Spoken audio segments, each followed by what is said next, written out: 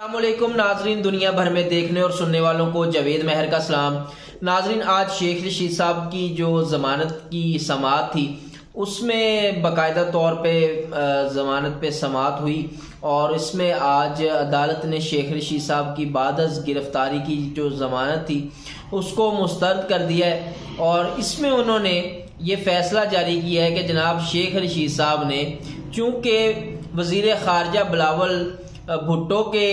बारे में नाजेबा अल्फाज कहे हैं और उनकी तौहीन की है, तो इसलिए उनकी जमानत को मुस्तरद किया जाता है, क्योंकि ये खदशा है कि बाद में भी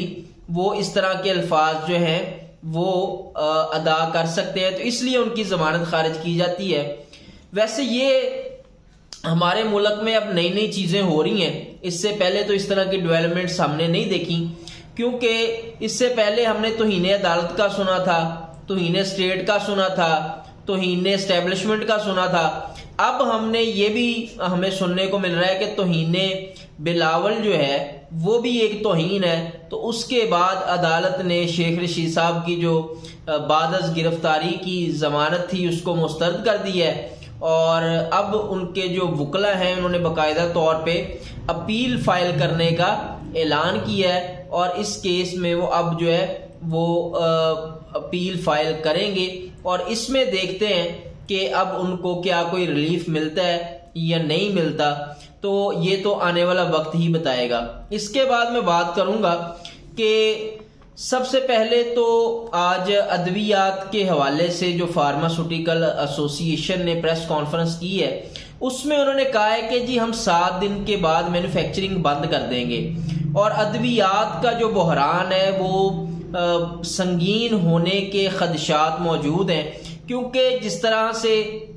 अद्वियात हमारी बनती हैं और सारा खाम माल जो है वो सारा बाहर से इंपोर्ट होता है, दूसरे ममालिक से इंपोर्ट होता है। तो अगर पाकिस्तान में इंपोर्ट की जो चीज़ें हैं उनको इंपोर्ट करने की इजाज़त नहीं मिलती, स्पेशली अद्वियात के हवाले से, तो आने वाले दिनों में अद्वियात का बहरान सर पे खड़ा है। वैसे ये इतनी बाबरकत गवर्नमेंट है कि ये जब से आई है पाकिस्तान जो है ना वो मुसलसल बहरानों के साए में है और कभी आटे का बहरान आ जाता है, कभी पेट्रोल का बहरान आ जाता है। पेट्रोल का बहरान तो अभी भी चल रहा है, पेट्रोल पंप्स पे आप जाएं वो आपको एक मखसूस मिकदार के अलावा पेट्रोल ही नहीं देते।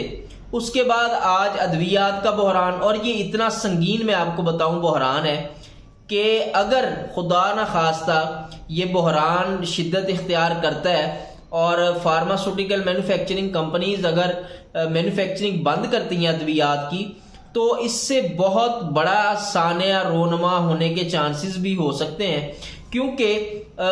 जानलेवा जो बीमारियां हैं और मुजी जो अमराज हैं लोगों को, उनमें अद्वियात का इस्तेमाल मुसलसल, क्योंकि बचाव की जो अद्वियात हैं जैसे हार्ट डिजीज के पेशेंट हैं, ब्लड प्रेशर के पेशेंट हैं और इसके अलावा डायबिटीज के पेशेंट होते हैं, उनमें तो ये अद्वियात जो है वो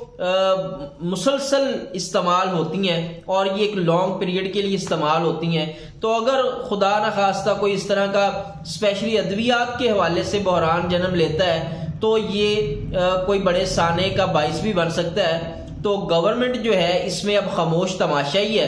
क्योंकि ये अब मुल्क में हमारे अजीब ही तमाशा लगा हुआ है, हर किस्म का बहरान जन्म ले रहा है, लेकिन गवर्नमेंट की जिद, अना और इनकी जो गलत माशी पॉलिसी है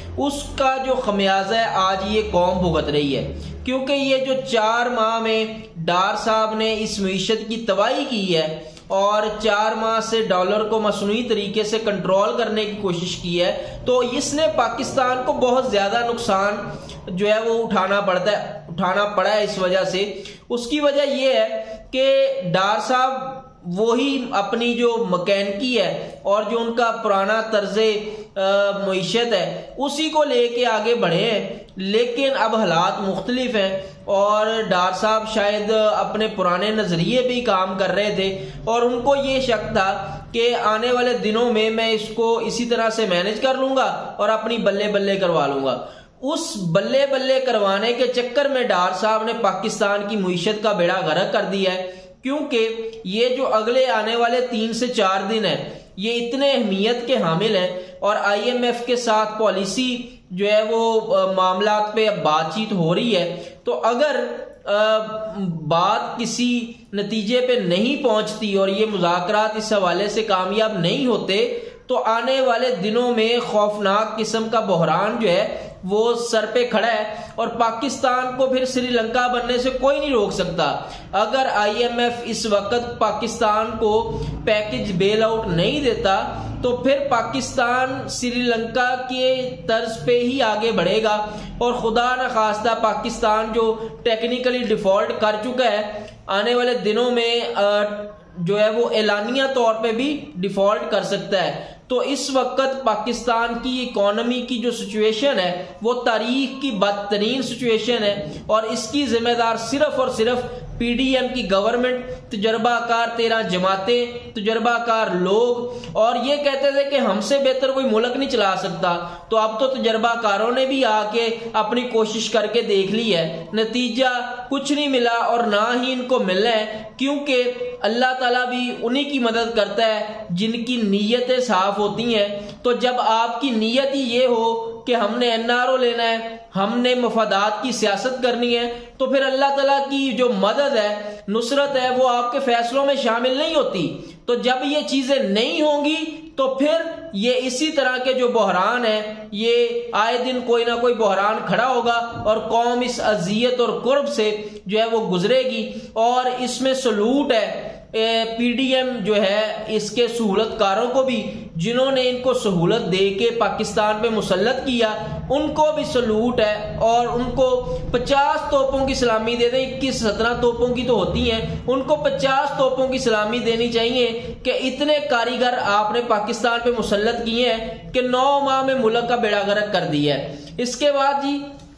आज इलेक्शन कमीशन में बाकायदा इजलास हुआ है और खैबर पख्तूनख्वा में के इंतखाबात के हवाले से इसमें मुशावरत हुई है। इसमें आईजी खैबर पख्तूनख्वा भी मौजूद थे और उन्होंने ये कहा, वहाँ पे ब्रीफ किया कि खैबर पख्तूनख्वा की जो पुलिस है वो इंतखाबात में सिक्योरिटी देने के लिए बिल्कुल तैयार है और हम इंतखाबात के लिए तैयार है। देखें, खैबर पख्तूनख्वा में जहाँ पे दहशत गर्दी के मसले हैं, जहाँ पे ये मसाइल तमाम मौजूद है, वहाँ के आईजी साहब जो हैं वो कह रहे हैं कि जी हम हर तरह से तैयार है, इलेक्शन कमीशन इलेक्शन अनाउंस करे, हम सिक्योरिटी देंगे। लेकिन पंजाब में अल्लाह ताला ने पंजाब को बचाया हुआ है और ऐसी कोई सूरत हाल मौजूद नहीं है खासुल खास, लेकिन फिर भी यहाँ के जो